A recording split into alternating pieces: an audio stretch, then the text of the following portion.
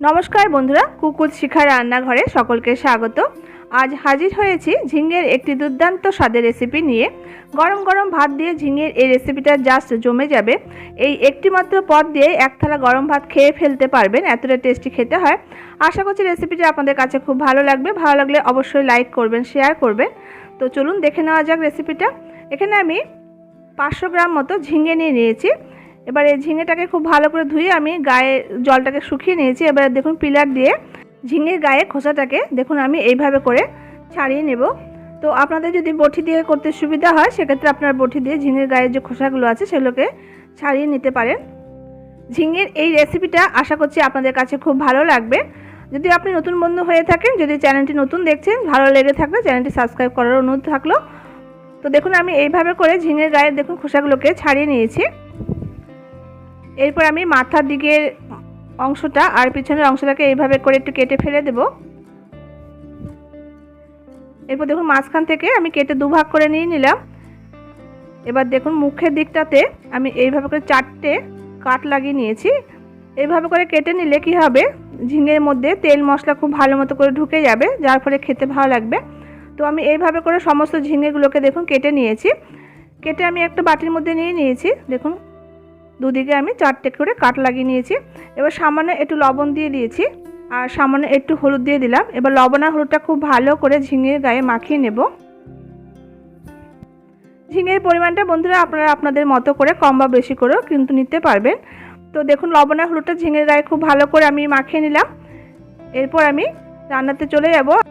তার আগে আমি একটা মশলা তৈরি করে নেব। আমি একটা মিক্সার জারের মধ্যে একটা পেঁয়াজকে কুচি করে দিয়ে দিয়েছি আর আমি একটা টমেটোকে খুব ছোটো ছোটো করে কুচিয়ে নিয়েছি। আর আমি 1 ইঞ্চি আদাকে 4 টুকরো করে কেটে নিলাম আর এখানে 5-6 কোয়া রসুন দিয়ে দিয়েছি। এবার এর একটাকে পেস্ট করে নিয়েছি, দেখুন মিহি করে একটা পেস্ট তৈরি করে নিয়েছি।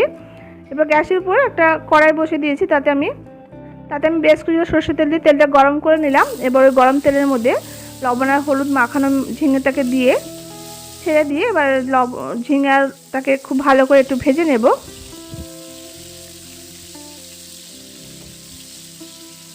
ঝিঙেটা দিয়ে একটু নাড়াচাড়া করে দেখুন হালকা করে ভেজে নিয়েছি। বেশ একটু হালকা হালকা একটু রং ধরে এসছে ঝিঙের গায়ে। এবার ঝিঙেটাকে নামিয়ে রাখবো। তো রান্না করার আগে এইভাবে করে একটু হালকা করে একটু ভেজে নিলে কিন্তু খেতে ভালো লাগবে। তো দেখুন ঝিঙেটা হালকা করে ভাজা হয়ে গেছে। এবার আমি নামিয়ে রাখছি।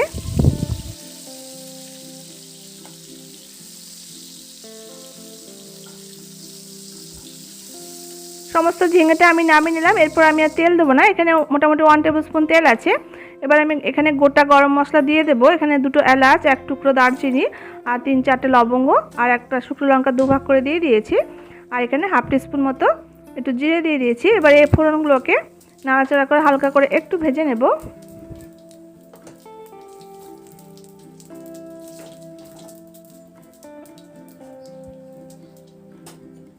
মশলাটা খুব সুন্দর করে ভাজা হয়ে গেছে, বেশ সুন্দর মিষ্টি গন্ধ বেরিয়ে গেছে। এবার আমি যে মশলা পেস্টটা তৈরি করে রেখেছিলাম সেই মশলা পেস্টটা দিয়ে সামান্য একটু মশলার যে মিক্সির জার ধোয়া আমি জল এখানে অ্যাড করে দিয়েছি। এবার এই মশলাটা নাড়াচাড়া করে একটু কষিয়ে নেব। মশলাটা মিনিট 2-3 নাড়াচাড়া করে একটু কষিয়ে নিয়েছি। এরপর আমি একে একে গুঁড়ো মশলাগুলো অ্যাড করে দেব। এখানে আমি 1/2 টিস্পুন হলুদের গুঁড়ো দিয়ে দিয়েছি প্রথমে। আর আমি 1 টিস্পুন মতো জিরের গুঁড়ো, 1 টিস্পুন এখানে ধনে গুঁড়ো দিয়ে দিয়েছি, 1 টিস্পুন লাল লঙ্কা গুঁড়ো দিয়ে দিলাম। আর এখানে 1 টিস্পুন এখানে কাশ্মীরি লঙ্কা গুঁড়ো দিয়েছি, তাহলে কালারটা বেশ সুন্দর আসবে। আর টেস্ট হিসাবে এখানে লবণটা দিয়ে দিলাম। এবার এই মশলাগুলোকে নাড়াচাড়া করে খুব ভালো করে কষিয়ে নেব যতক্ষণ না পর্যন্ত মশলা থেকে তেল ছেড়ে আসে। এখানে আর আমি সামান্য এখানে একটু চিনি অ্যাড করেছি, যেহেতু ঝিঙের তরকারি একটু জল জলে টাইপের সবজি, একটু মিষ্টি মিষ্টি হলে কিন্তু খেতে ভালো লাগবে। তো এখানে সামান্য একটু চিনি দিয়ে দিয়েছি। এবার দেখুন মশলাটাকে খুব ভালো করে নাড়াচাড়া করে কষিয়ে নিয়েছি। মশলা থেকে দেখুন তেল ছাড়তে শুরু করেছে। এরপর আমি যে ঝিঙেটা আমি ভেজে রেখেছিলাম সেই ঝিঙেটা আমি এই পর্যায়ে অ্যাড করে দিলাম। এবার মশলার সঙ্গে বেশ কিছু সময় ধরে নাড়াচাড়া করে ঝিঙেটাকে কষিয়ে নেব। বেশ কিছু সময় ধরে কিন্তু খুব ভালো করে কষিয়ে নিতে হবে। মশলাটাকে একদম ভালো করে কষিয়ে দেখুন শুকনো শুকনো মতো করে নিতে হবে।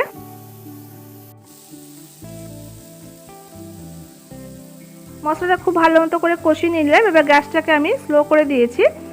এরপর আমি এখানে দেখুন নারকেলের দুধ নিয়ে নিয়েছি। এখানে মোটামুটি 1.5 কাপ মতো নারকেলের দুধ আছে। এবার এই নারকেলের দুধটা আমি এই ঝিঙের মধ্যে ঢেলে দিলাম।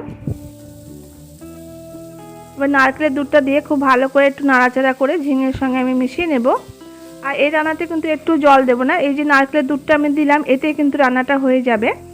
আর এতে কিন্তু ঝিঙেগুলো নরম হয়ে যাবে, সেদ্ধ হয়ে যাবে। আর ঝিঙেগুলো এমনিতে নরম সবজি, খুব বেশি কিন্তু সময় লাগে না। এবার একটু নাড়াচাড়া করে নিলাম। এবার আমি এখানে 3টে কাঁচা লঙ্কা দিয়ে দিয়েছি। এবার 2 মিনিট মতো একটু ফুটিয়ে নিলাম। এবার একটা ঢাকা দিয়ে লো ফ্লেমে মিনিট 5-6 মতো একটু রান্না করে নেব। মিনিট 6 পর ঢাকাটা খুলে নিলাম। এবার আমি দেখে নেব। দেখুন রান্নাটা একদম শেষের দিকে, গ্রেভিটা দেখুন একদম কিন্তু ঘন হয়ে গেছে। এবার আমি এখানে 1 টিস্পুন পরিমাণ গরম মশলা গুঁড়ো ছড়িয়ে দিলাম। আর আমি এখানে 1 টিস্পুন মতো একটু ঘি দিয়ে দিয়েছি। এই লাস্ট পর্যায়ে ঘি আর গরম মশলা দিয়ে নাড়াচাড়া করে একটু বেশ মাখো মাখো করে নিয়ে নামিয়ে নিলেই কিন্তু ব্যাস এটা তৈরি হয়ে যাবে। তো এইভাবে করে বন্ধুরা একবার রান্না করে খেয়ে দেখবেন, দারুণ খেতে লাগে। তো দেখুন এইভাবে করে একটু নাড়াচাড়া করে আমি ফুটিয়ে নিয়ে বেশ একটু মাখো মাখো করে নেব। এটা একটু গা মাখা ধরনের হবে। আর এইভাবে করে কিন্তু গরম ভাত দিয়ে মেখে কিন্তু দারুণ লাগে। তো এইভাবে অবশ্যই একবার ট্রাই করে খেয়ে দেখবেন। আর আপনাদের কাছে কেমন লাগলো তা কমেন্ট বক্সে অবশ্যই কমেন্ট করে জানাবেন। তো দেখুন রান্নাটা আমার হয়ে গেছে। এবার আমি এটাকে ঢাকা দিয়ে রেখে দেবো 5 মিনিট, তারপর আমি সার্ভ করে দেখাচ্ছি। দেখুন দেখতে কতটা লোভনীয় হয়েছে, খেতে কিন্তু ততটাই সুস্বাদু। এই একটি পদ দিয়ে কিন্তু 1 থালা গরম ভাত আপনারা খেয়ে ফেলতে পারবেন, এতটা টেস্টি খেতে হয়। আশা করছি রেসিপিটা আপনাদের কাছে ভালো লেগেছে। ভালো লাগলে লাইক করবেন, শেয়ার করবেন। দেখা হচ্ছে পরবর্তী রেসিপির সঙ্গে। ততক্ষণের জন্য আপনারা সবাই খুব ভালো থাকবেন, সুস্থ থাকবেন। ধন্যবাদ।